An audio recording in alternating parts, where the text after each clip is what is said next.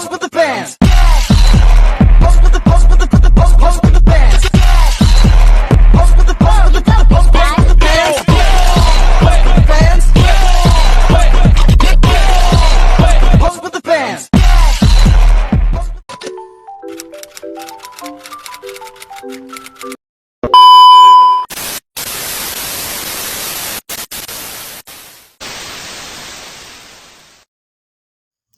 Hairun adalah seorang siswa cerdas di sekolahnya. Selama ini, ia hanya tinggal berdua dengan ibunya. Almarhum sang ayah telah lama meninggal mereka. Setelah sang ayah meninggal, prioritas utamanya adalah sang ibu. Selain tekun dalam sekolah, Hairun juga selalu berusaha meringankan beban sang ibu. Setiap pulang sekolah, Hairun selalu pergi ke peternakan ikan lele milik Pak Haji Muhyiddin. Bagi Hairun, apapun akan ia lakukan demi meringankan beban sang ibunda. Namun apalah daya, di desa kecil tempatnya tinggal kini hanya segelintir pekerjaan saja yang ada. Sore ini, setelah ia melihat sebuah brosur perguruan tinggi, setitik harapan terselip dalam hatinya. Ingin bisa ke sana, ingin bisa belajar di salah satu perguruan tinggi di Indonesia, mengubah nasib dan membanggakan ibunya. Seakan sadar dengan kekurangan yang ia miliki, Hairun pun berusaha lebih giat lagi sampai sebuah ide terlintas dalam benaknya. Ide agar ia bisa dilirik oleh perguruan tinggi yang ia inginkan. Assalamualaikum Bu. Waalaikumsalam, silakan masuk. Ada apa nak? Silakan duduk dulu. Begini Bu, saya ingin melakukan seleksi olimpiade fisika. Apakah boleh Bu? Tentu saja boleh. Saya senang kalau Nak Hairun mengajukan diri karena Nak Hairun adalah murid berprestasi di sekolah kita. Namun sebelum itu, Ibu ingin menanyakan alasanmu ikut olimpiade. Saya ingin menang dan membawa medali emas. Selain itu saya ingin perguruan tinggi yang bagus di Indonesia melirik saya. Bagus nak, Ibu salut dengan semangat yang kamu miliki. Tapi kamu tahu desa kita seperti apa, dan kamu juga tahu bagaimana guru di sekolah kita. Olimpiade itu tidak mudah, butuh persiapan yang matang. Persiapan itu biasanya diberikan oleh sekolah. Namun melihat dan mengingat guru sedikit dan salah yang tak memadai, Saya janji saya akan lebih giat Bu. Saya akan rajin belajar, namun saya juga harap Ibu bisa membimbing saya. tentu saja nak, selagi Ibu bisa saling membantu. Setelah dari kantor, Hairun tak langsung kembali ke kelas. Hairun memilih melarikan diri dari perpustakaan tenggelam bersama buku-buku fisika. Tak lupa pula ia meminjam beberapa buku yang akan ia baca di rumah. Setelah pulang sekolah, ia menyempatkan diri untuk ke peternakan ikan lele Haji Muhyiddin. Di sana ia meminta izin untuk berhenti bekerja selama seminggu. Ia juga menjelaskan kepada Pak Haji Muhyiddin tentang cita-citanya dan impiannya. Dengan bijaksana, Pak Haji Muhyiddin pun mengizinkannya. Saat sampai ke rumah sederhana miliknya, ia tak langsung masuk melainkan pergi mengintari halaman belakang rumah, mencari sang ibu, dan ternyata benar sang ibu tengah bercocok tanam di sana. Keringat peluh membasahi muka ibu. Melihat hal itu, keyakinan untuk menantang datang menghampirinya. Ia bahkan berjanji untuk tak membiarkan ibu menitikkan keringat sebanyak itu. Tak ingin ibu terus berteman dengan sinar matahari yang menusuki kulit ibu. Sungguh, bagi Hairun, ibu adalah segalanya. Kini hanya ibu yang ia miliki. Assalamualaikum Bu. Waalaikumsalam nak, kok udah pulang? Tidak ke peternakan ikan lele kah?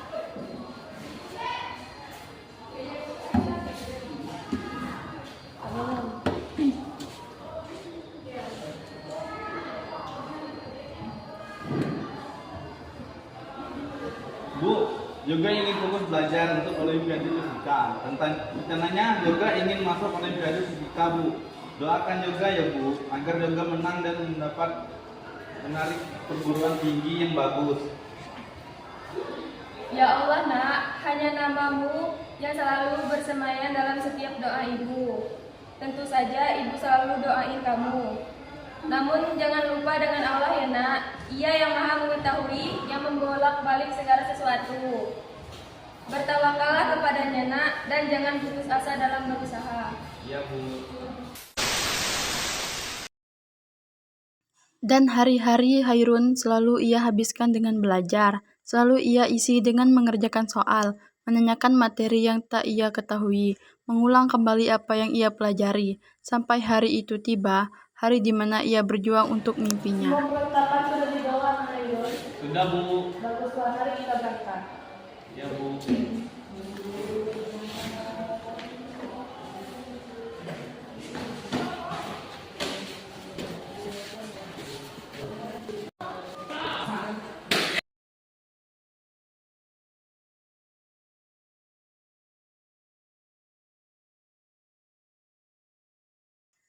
Subuh itu, Hairun bersama ibu guru pergi menyusuri desa dengan motor tua milik ibu guru, menembus dinginnya pagi. Setelah melewati dingin serta terjalnya jalan, Hairun dan ibu guru sampai di tempat tes. Terlihat banyak sekali orang-orang dari berbagai sekolah di kota itu ikut serta dalam penyisihan olimpiade tingkat kabupaten. Walau dari desa yang dapat dikatakan kurang maju, Hairun tak patah semangat. Ia berjalan dengan berani karena ia merasa ilmu yang telah ia tanam dalam otaknya sudah lebih dari cukup untuk ia tandingkan. Maaf, Hairun, kamu tidak lolos. Ibu sedang bercanda kan? Hairun, nilai kamu tidak jelek. Sungguh kamu adalah murid yang pintar.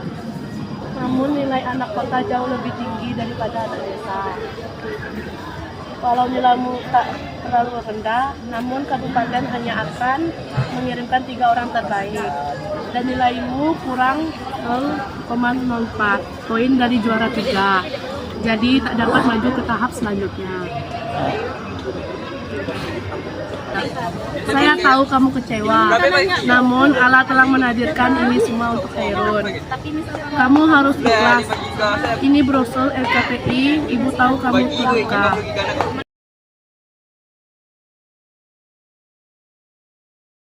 Sesampainya di rumah, Hairun membanting tas dan memporak-porandakan semua isi kamarnya.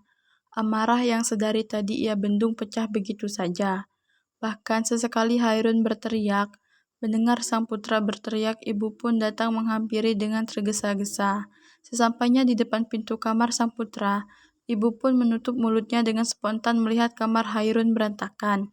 Putra tunggalnya itu bahkan terlihat sangat kacau, mata merah, rambut acak-acak, serta linangan air mata yang mengalir di muka putranya membuat ibu tertegun. Tak pernah ia melihat sang putra kehilangan kendali sebelumnya. Astagfirullahaladzim Hairun, ada apa nak? Aku besar kepada takdirku Bu. Kenapa aku tidak lolos padahal aku mengorbankan segalanya untuk bekerja, selalu belajar. Tapi kenapa Allah tidak melihat usahaku Bu? Lihat baikku untuk membahagiakan ibu kini sirna.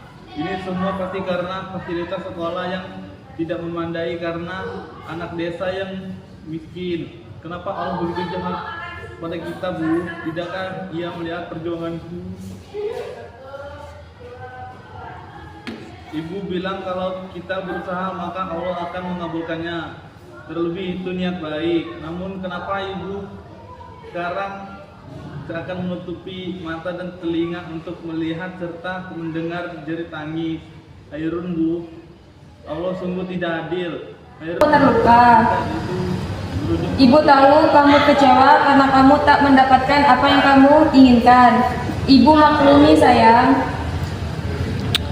Tapi ibu sama sekali tak sedih saat kamu gagal seleksi olimpiade. Namun, kini hati ibu dilingkupi perasaan bersalah dan pedih yang teramat sangat. Kamu tahu apa nak?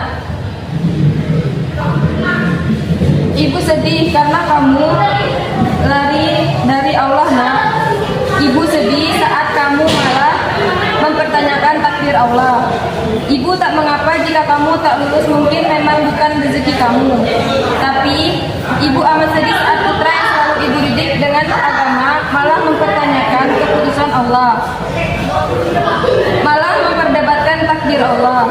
Nah, sebelum mempertanyakan takdir Allah, ada baiknya kamu bercermin kepada dirimu sendiri. Selama kamu serius belajar, apa ada kamu mengikut sertakan Allah, semakin dekat atau jauh kamu kepadanya nak, coba renungkan terlebih dahulu.